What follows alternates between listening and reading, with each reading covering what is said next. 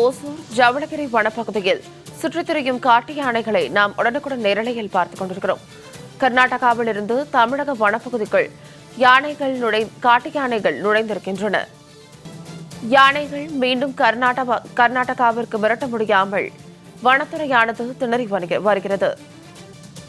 மேலும் இது குறித்தான கூடுதல் விவரங்களோடு எமது செய்தியாளர் இணைகிறார். கிருஷ்ணகிரியிலிருந்து பிரகாஷ்.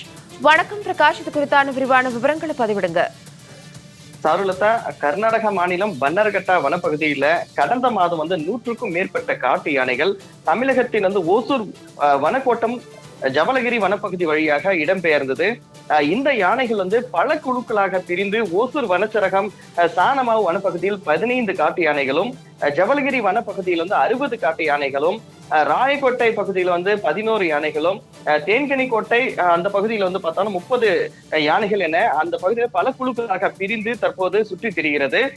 பிரிந்து உள்ள இந்த காட்டு யானைகளின் இந்த கூட்டமானது அதனை ஒன்றிணைத்து மீண்டும் கர்நாடக மாநில வனப்பகுதிக்கு விரட்ட மேற்கொண்ட பல்வேறு முயற்சிகள் தோல்வியில் முடிந்தது.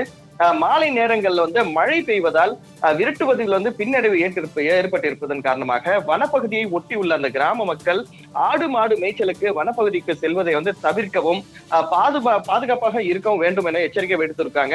அது மட்டும் இல்லாமல் அந்த வனப்பகுதியில் ஒட்டி உள்ள இருக்கக்கூடிய அந்த விளை நிலங்களுக்கு மாலை நேரங்கள்ல இந்த விவசாயிகள் பாதுகாப்பு பணிக்கு செல்வாங்க.